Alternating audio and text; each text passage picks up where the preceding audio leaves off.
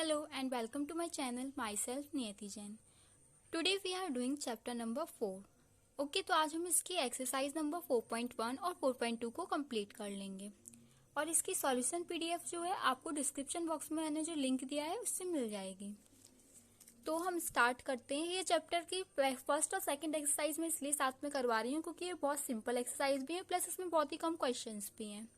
Okay तो पहला question है हमारा, the cost of a notebook is twice the cost of a pen, write a linear equation in two variables to represent this statement. यानी कि वो कह रहे हैं जो नोटबुक की कॉस्ट है वो ट्वाइस है पेन की कॉस्ट से। अब इसकी क्या है, आपको लीनियर इक्वेशन बनानी है दो वेरिएबल्स में। ठीक है, दो वेरिएबल्स का मतलब क्या होगा, एक x और एक y। Take the cost of a notebook to be ₹X and that of a pen to be Y। यानी कि नोटबुक की कॉस्ट आपको कैलकुलेट करनी है x और पेन की क्या करनी है y। और उन्होंने हमें गिवन क्या दिया है, the cost of notebook is twice the cost of a pen. तो हम सबसे पहले नंबर पे क्या लिख लेंगे, that let the cost of notebook be x और पेन की क्या हो जाएगी हमारी y। अब क्वेश्चन में क्या दिया गया है हमारे लिए, नोटबुक की जो कॉस्ट है वो दोगुनी है किससे, पेन से। तो x इक्वल्स टू वाई, अगर हम y में 2 का मल्टीप्लाई कर देंगे तो x के इक्वल आ जाएगा वो। ठीक है, तो क्या हो जाएगा, अब इसकी इक्वेशन बना दो लीनियर में, इस साइड गया तो क्या हो जाएगा, x minus 2y equals to 0। ये हमारा आंसर आ गया। अब सेकंड क्वेश्चन देखना, ये भी बहुत ही सिंपल है। अब इसमें क्या कर रहे हैं, ये सारी लीनियर इक्वेशन है, इसको इस वाले फॉर्म में हमें शो करना है, प्लस हमें a b c सभी केसेस में बताने हैं। तो हमने पहला देखा क्या था, 2x plus 3y equals to 9.35 और 5 पे क्या लगा हुआ है हमारा बार। तो क्या हो जाएगा हमारा, पहले नंबर पे मैं किसके फॉर्म में लिखना है, ax plus by plus c। तो ये हमारा हो गया ax प्लस by। अब c क्या होगा, कांस्टेंट टर्म, तो इसको हम इस साइड ले गए तो क्या हो गया, 2x प्लस 3y माइनस 9.35 बार इक्वल्स टू 0।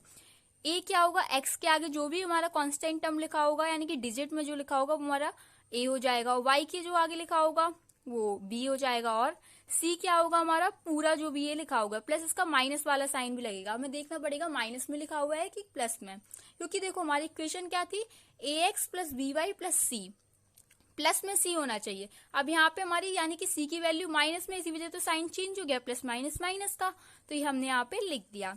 ठीक है, अब ऐसी सेकंड पार्ट देखना, ये हमें पहले से ही इक्वेशन दिख रही है, लीनियर फॉर्म में ही पूरी गिवन है, ax plus by plus c के ही, x minus y by 5 minus 10 equals to 0 हमारा हो गया ये।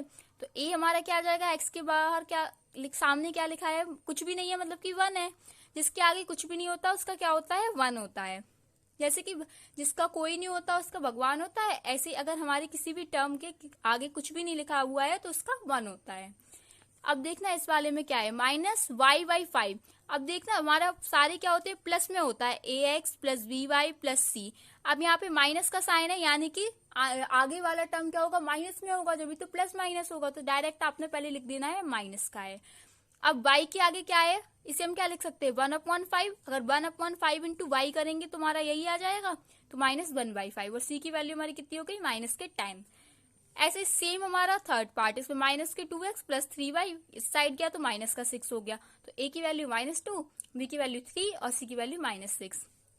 अब देखना इसमें c की तो कोई वैल्यू दी ही नहीं गई है, देखना x इक्वल्स टू 3y, इस साइड गया तो x माइनस 3y हो जाएगा, बट हमारी c की वैल्यू नहीं है। अगर हम इसमें प्लस कर दें 0 तो बात तो वही रहेगी, क्योंकि 0 को ऐड करने से या सब्ट्रैक्ट करने से हमारी जो इक्वेशन है वो तो चेंज नहीं होने वाली। तो मैंने यही किया, प्लस क्या कर दिया, c की वैल्यू हमारी क्या लिख दी, 0। तो हमें a मिल गया 1, b मिल गया -3 और c 0। अब इसमें देखना सेम ये वाला क्वेश्चन था तो आप कर लेना। अब इस वाले में क्या है, 6 पार्ट में 3x प्लस 2 इक्वल टू 0 है, यानी कि हमारा by तो गिवन ही नहीं है। अब हम क्या करेंगे, y तो एज इट इज लिख देंगे, अगर v की जगह 0 रख दें तो, और 0 का किसी से भी मल्टीप्लाई करो तो 0 ही आने वाला है, तो इक्वेशन हमारी चेंज नहीं होगी। तो सेम हमने क्या किया, इस फॉर्म में भी लिख दिया, प्लस b के लिए हमारी वैल्यू 0 हो गई। अब इसमें x नहीं था तो x के लिए 0x कर दिया, सेम इसमें क्या नहीं था, y नहीं था तो 0y कर दिया। इसका सॉल्यूशन पीडीएफ मैंने दिया है, तो आप चेकआउट कर लेना उस लिंक के लिए, तो आपको और अच्छे से, मतलब कि आपको अच्छे से देख लेंगे तो और अच्छे से एक्सप्लेन हो जाएगा, समझ में आ जाएगा। अब देखो नेक्स्ट एक्सरसाइज में क्या है, ये एक्सरसाइज भी उतनी सिंपल है जितनी हमारी 4.1 थी। अब आप देख सकते हैं हमारा पहला क्वेश्चन दिया गया है, which of the following option is true and why. अब y equals to 3x plus 5 has a unique solution, only 2 solution और इनफाइनाइटली मैनी सॉल्यूशंस। अब इसका आंसर इनफाइनाइटली मैनी सॉल्यूशंस ही क्यों है? यूनिक सॉल्यूशन का मतलब होता है कि सिर्फ एक ही सॉल्यूशन होगा, यानी एक ही वैल्यू हम रखेंगे, उसके अलावा हम नहीं रख सकते। 2 सॉल्यूशन का मतलब है कि हम 2 वैल्यूज रख सकते हैं और वैल्यूज नहीं रख सकते। इनफाइनाइटली मैनी सॉल्यूशंस का मतलब है कि हम एक्स और वाई की कितनी भी वैल्यू हो सकती है। देखो कैसे, अगर हम y की जगह पे 0 रख दें, मान लीजिए हमने x की जगह पे 0 रख दिया, तो y की वैल्यू कितनी आ जाएगी 5। अब यहीं पे हम इसकी वैल्यू 1 रख दें तो 8, यानी कि बहुत सारे सॉल्यूशन हो सकते हैं। जैसे जैसे हम x की वैल्यू चेंज करते जा रहे हैं, y की वैल्यू भी चेंज होती जा रही है, यानी कि बहुत सारी सॉल्यूशन है इसकी। Infinitely many solution, because for every value of x there is a corresponding value of y and vice versa. Okay, तो अब हमारा सेकंड पार्ट में एक सेकंड क्वेश्चन दिया गया है, right 4 solutions for each of the following equation. आपको सिर्फ इसमें 4 सॉल्यूशंस ही रखने हैं। तो पहला पार्ट में क्या है, 2x plus y equals to 7, यानी कि आपको 4 वैल्यूज रखनी है। अब मान लीजिए आप क्या करेंगे, सबसे पहले एक बॉक्स बनाएंगे, उसमें x लिखेंगे, y लिखेंगे। आपने पहले x की वैल्यू कितनी रखी 0, तो यानी कि x की वैल्यू 0 रख दीजिए यहाँ पर, तो 2 इंटू 0 0 हो जाएगा। तो y की वैल्यू हमारी कितनी आ गई 7। फिर आपने 1 रखा तो आपकी वैल्यू 5 आएगी, 2 रखेंगे तो 3 आएगी, 3 रखेंगे तो 1 आएगी। तो क्या हो जाएगी हमारी 0,7, 1,5, 2,3, 3,1, ये हमारी 4 हमारे सॉल्यूशंस आ गए। ऐसे सेम हमारा सेकंड वाला पार्ट है, इसमें भी आप वैल्यूज रख देंगे, आप कुछ भी रख सकते हैं वैल्यू, जैसे कि मैंने इसमें 0, 1, 2, 3 रखा था, आप 4, 5, 6, 7 भी रख सकते थे, कुछ भी रख सकते थे। ऐसे ही हमारी y की वैल्यू निकल आएगी। अब इसमें क्या रखा मैंने 0, 1, -1 और 2। अब थर्ड पार्ट में मैंने क्या क्या रखा 1, 2, 3 और 4। आपको इन्हें अलग वैल्यूज रख के भी सॉल्व करके देखना है, ठीक है। अब आप क्या करेंगे, थर्ड क्वेश्चन को देखेंगे, check which of the following are solution of the equation और नॉट। आपको चेक करना है कि आपको इक्वेशन दी गई है, इसके सॉल्यूशन है या नहीं है। तो देखो जो आगे अपन को पहले से पता है कि क्या होता है, x, y, यही फॉर्म होता है। तो जो आगे होगा वो x होगा और जो पीछे होगा वो y होगा, ठीक है। तो हम क्या करेंगे, ये सारी वैल्यूज को रख के देखेंगे, x minus 2y equals to 4 वाली इक्वेशन में।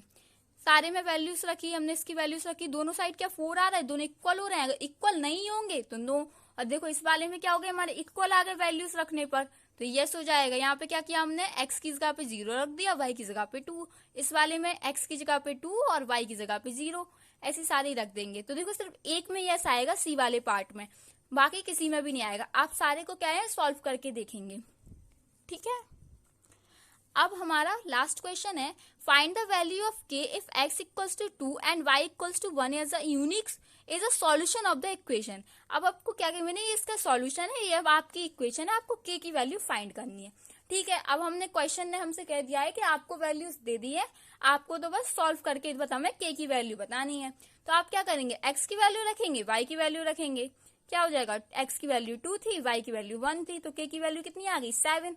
हमारा आंसर हो गया। लो, इतनी सी सिंपल सी एक्सरसाइज थी और हमने आज कंप्लीट कर लिया। अब आप क्या करेंगे, इन क्वेश्चंस को एक बार ट्राई करेंगे, प्लस जो आपको जो ये एग्जाम्पल क्वेश्चंस दिए होते हैं ना, इन्हें जरूर सॉल्व करिएगा। आपके लिए बहुत अच्छा रहेगा अगर आप इन्हें सॉल्व करेंगे, आपकी प्रैक्टिस भी होगी और आपकी थोड़ी इम्प्रूवमेंट भी हो जाएगी। Thank you. Please like share and subscribe my channel.